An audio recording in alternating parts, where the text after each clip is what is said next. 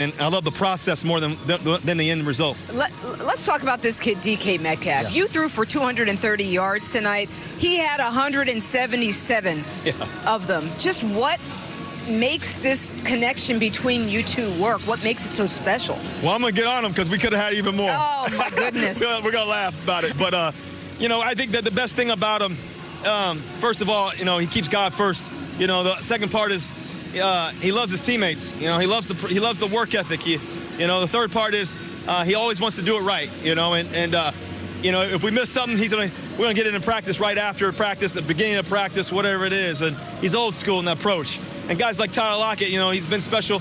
Tyler has been special for me for so many years. And those two guys bond so well. David Moore made a great touchdown in this corner over here, right where we are right now, Lisa. And just, he's always prepared. Guys are ready. And I think the coaches do a great job getting them ready. And, you know, we have fun while doing it. All the offseason work, it pays off. And so, you know, it's who he is as a person that makes DK so special. You have 5 games to go. You're now in sole possession of first place in the NFC West. Just going down the stretch, how do you like your chances from here on out? Well, you know, you always want to get to December with a chance. I think the best thing we can do is stay neutral. Not get too high, not get too low. Keep believing what we're doing. Have great language throughout the weeks, throughout the days. Stick together, stay safe as possible. Obviously, with COVID and everything else, that's a key part to it, and making sure we're doing our part to be disciplined and protecting our family and our loved ones. And then I think more than anything else, it just never stop believing. You know, never stop believing what we're doing. So we can stay neutral, protect ourselves, and put in the work, keep our heads down, stay neutral along the way, and protect each other. I think we got a chance, and I always love having a chance. Congratulations on another primetime win, and happy birthday, Russell. Oh, thank you, Lisa.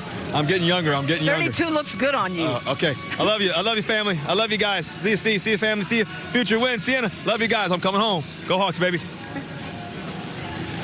Yeah, no doubt. 18-23. Seahawks, meantime, moved to number 2 in the NFC playoff race. You look at Russell Wilson's numbers. Solid night. Not anything's going to jump off the papers for you, but 230 yards and a touch to lead the way. Chris Carson pretty solid in his return. Again, as the Seahawks keep things rolling. We welcome you back out to the set, Kyle with the guys. And JJ, we'll start with you first. Your impressions of this Seahawks win on the road tonight. Well, you know, it's always hard to get a win no matter where you're going to go play at, man. It's the NFL. It's hard to win ball games. But the Seattle Seahawks Hawks offense, I mean, they started off hot. I mean, everybody was yelling Russ for MVP, let Russ cook. Nobody could slow this team down. And it just feels like since that Cardinals loss on the road when they had that good game on offense, this offense has just been – they just haven't been clicking, man. They haven't been on the same page. They haven't really been explosive. And, yeah, they make a couple of these plays every now and then, but the let Russ cook really hasn't been there. And you played against a wounded Eagles team tonight who the defense was on the field a lot, and you only scored 23 points, and it might not, and it probably shouldn't have even been that. You know, this Eagles defense was out there battling. So I just got some questions for this Seattle team, man, because they have hopes to go win this whole thing. And if they don't get this thing back cooking on the offensive side of the ball, it's going to be an early exit for them in the playoffs. JJ, to me, watching this game, the tempo was set early, and I think Pete Carroll came into this game thinking that the Eagles aren't going to score a lot of points. And so when you go for it on your first drive on 4th and goal, and you don't kick a field goal to put points on the board, to me that told me that they don't respect the Eagles' offense. And so then on the second drive, you do the same thing. Halfway to the field, you go through it on 4th and about 4. So to me, the Seahawks realized they only needed to score a few points to win this game. They weren't concerned about the Eagles' offense. Now, back to your point about how he started off. No, this is not the best game they played. But to their credit, they did play a team that is, is just desperate right now. A team that's really not that good. But we all know on this level, all teams are capable of beating you. And so the Seahawks did just enough to win this game. They're fine. I'm not concerned about them. They lead their division. They're probably the best team in that division. So, listen, they took care of business. They didn't lose this game, so kudos to them. JJ, I know you were keeping a close eye on the matchup between DK Metcalf and Darius Slay. Obviously, DK Metcalf won that matchup tonight big time. How'd you think about the way that played out? Yeah, I mean, it was a battle all game long. I mean, Darius Slay is one of the best in the business at the corner position. I mean, he could play press, he could play off, he could do it all. But listen, when you're on the field that long and you're going up against this monster right here, DK Metcalf, and he's getting his targets, he's getting his shots, this is a hard matchup for you. And, I mean, DK Metcalf came out here and really got after him. Every target, DK had a chance to go up and make a play. And whether it was intermediate routes, whether it was the bombs, DK Metcalf got the most of Darius Slay today. And for me, it was the tough catches as well. See, this right here is a deep over. Darius Slay trying to get through all the mess. But the high point balls, the fade balls, the one-on-ones on the outside, DK won this matchup. But Darius Slay battled all night long. And this is what you like to see. This is why you tune in to watch these games on Monday Night Football, to see big-time matchups like this happening. As you guys already know, Carson Wentz has been under fire recently from his play tonight. And former Eagle Terrell Owens taking to Twitter to offer his opinion on the whole Carson Wentz thing. He says this: so funny listening to the commentators like Brian Greasy make excuses for Carson Wentz, claiming it's his protection. The first series of the game, he threw 3 incomplete passes that had nothing to do with protection. How about his underthrow of the tight end on Bobby Wagner? Hashtag Monday Night Football. TD, I toss this one to you. Does T.O. have a point with his criticism of Carson Wentz? I think Carson Wentz should bear the brunt of the criticism. Listen, he's the quarterback. He's making all the money. And sometimes a quarterback has to be able to play above the other guys on the squad. And we've seen that in the past. You know, for many years, Tom Brady, offensive line wasn't the greatest, but you have to be able to play through that stuff. And we have to be able to see that from the quarterback position. And too many times you see Carson Wentz, he's forcing things. He's trying too much to make big plays. He's missing some of those quote-unquote easy throws.